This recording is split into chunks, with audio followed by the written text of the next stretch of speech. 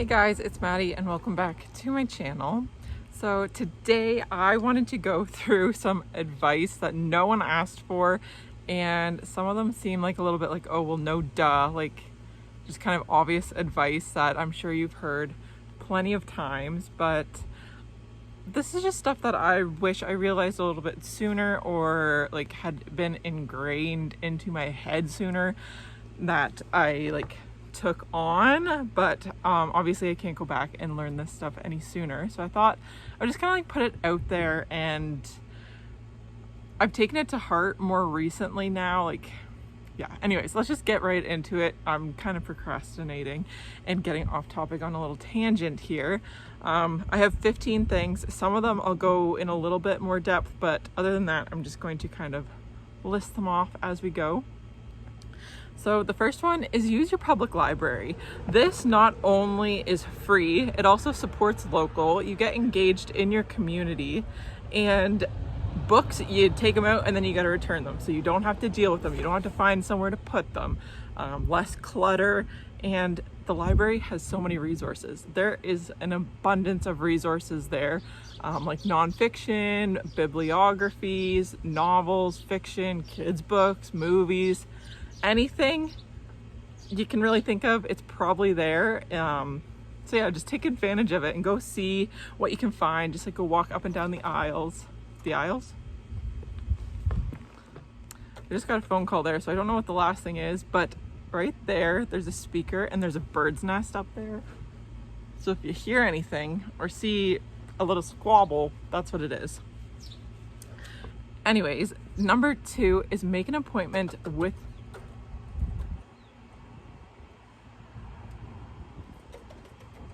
the bird is in the eaves trough.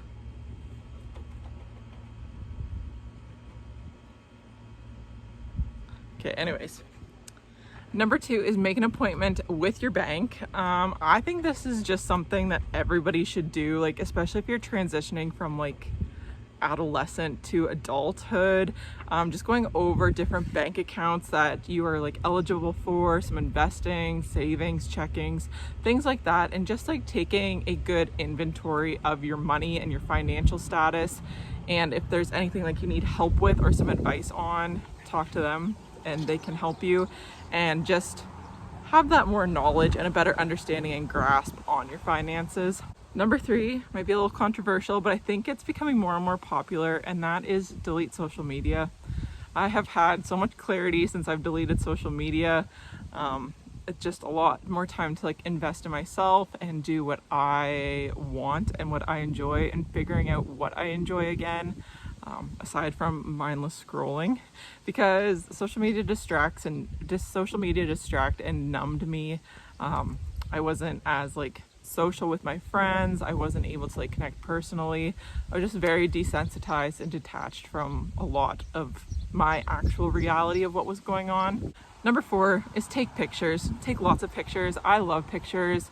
It also gives you like the opportunity to not hold on to like material things, as like little reminders of stuff. If you have a picture, you can look back on it, and I think pictures are just timeless, and I want to grow old and have photo albums to look back on in my like younger years, and to like show kids and grandchildren. And I love pictures. They're such a great like memory and brings you back to that moment. Number 5 is to do a frequent declutter or like inventory of all of your things. This gives you an opportunity to find things you thought you lost. Use what you have instead of like replacing or buying new, and getting kind of creative with what you have. Also, if you find things that aren't yours, give them back to who they belong to, and that just get it out of your house in your possession.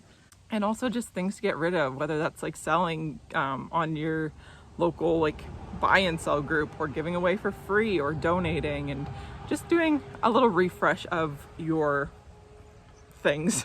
Number 6 is buying the thing is not going to make you any happier. You're going to feel the same way you did before you bought it as you do with it now. Yes, some things make your life a little bit easier and benefit your life in some ways, but like I'm talking about like the mindless like impulse purchases. they're not going to fill that void that you're trying to get it to fill. It's just going to add to your life, and you're probably going to have like buyer's remorse at some point and wish you didn't buy it. At least I did. But just don't buy the thing, or just think a little bit more about it before you do make that purchase. I apologize if the angle changed. My dad called me. I have to go pick up some parts for him and my brother. But anyways, that leads into number 7, and that is spend money on quality investment items instead of buying on the cheap things that you're just gonna have to keep replacing time after time. If you spend a little bit more money on the quality investment things, they're gonna last you much, much longer than buying cheap products that are going to break or deteriorate or just not last as long, and then you're going to be spending more money to replace those items. So for me, that was a vacuum. I bought 2 vacuums and to try and avoid spending the price on a Dyson, but you know, buying those 2 vacuums accounted, or like were equivalent to buying a Dyson, and I had to buy the Dyson anyway. So that's just what I mean by like invest in the good quality reliable product. And clothes too, I think you can definitely tell a difference between like fast fashion and investment pieces. Number 8 is grow your own food in any capacity that you can, and if you can't, support your local farmers or local farmers markets. So if you live like in a little apartment or something, like just a little herb garden or some like onions or just whatever, have fun with it and get creative. But if that's not an option for you, supporting your local farmers really goes a long way and keeps things like circulating throughout your own community. And obviously some stuff you can't buy local. Like for me, I can't just go buy a pineapple or bananas or something like that. But like strawberries and peas and things like that, I can buy local, and I am growing some myself. So it's just very satisfying when you do grow it yourself and you can see it all coming to life, and just makes me really happy and proud of myself, and something like I'm working towards and can see my hard work paying off. And it tastes way, way better than like buying from, like, if it comes from the States or across wherever, like from your own garden always tastes so much better. Number 9 might be like hit or miss for some people, but that's take advantage of the warm summer weather. Like here in Canada, it's super hot this week, and I know I've complained, and it's really easy to complain about the heat, but I would much rather this than the dead of winter where I need to shovel out a path to get to my car and it's freezing and everything is just cold and frozen and wet and disgusting. So like, drive with your windows down, open the windows in your house, sit outside, eat outside, read outside, just take in as much as you can. And the sun is so good for you, for your mood, for your skin, for your hair, just for everything. The sunshine is just little balls of joy. Number 10 is just more is not always better. Pretty self-explanatory, but what I kind of think about is just because I can doesn't mean I should. Like if I can buy that, it doesn't mean I necessarily should buy it, or if I can have it, maybe I shouldn't. And it's just, yeah, more is not always better, because then you have more to deal with. And sometimes we just have too much of an abundance mindset to almost a fault, and like have too many options, and it's just, you get like that decision paralysis. So just sometimes like limiting your options, especially like in a morning routine, I've noticed, just kind of simplifying and minimalizing, kind of like, that's a bit of a touchy subject, like minimalism, which I'm like dabbling in. I'm not taking too seriously right now, but just kind of like testing the waters. Number 11 is check in with your loved ones, whether that's just a quick phone call, a text, meeting up for coffee, just checking in on one another and doing like a little mental health check, physical health check, all that kind of stuff. Just making sure everyone's good. And if there's anything that like you need from them or they need from you, just having that conversation and always like having that open door if you see fit.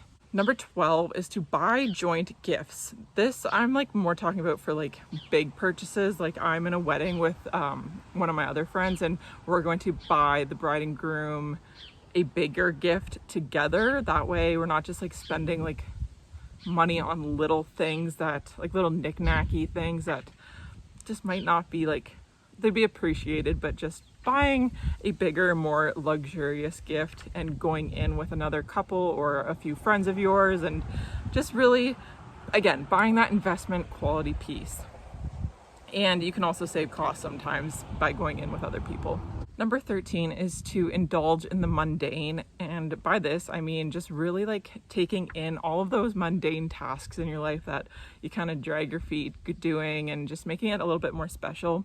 So for me, that's like painting my toenails, or making sure my coffee is just right and how I like it, or making my journaling experience a little bit more like elevated by like lighting a candle, or doing it outside, and just really enjoying my food and making like main character moments if I'm bringing in the laundry, or taking the dogs for a walk, just noticing the small things on my walk, or listening to my favorite songs, and just like elevating the small things in your life that you're gonna have to do every day. So like cleaning the kitchen and doing dishes. Like I hate doing dishes, but sometimes I make it a little bit more fun, whether that's by like watching a YouTube video or listening to music, or just like noticing the warm water and the suds, and like enjoying how it goes from like a dirty mess to being clean again. Just really taking it all in.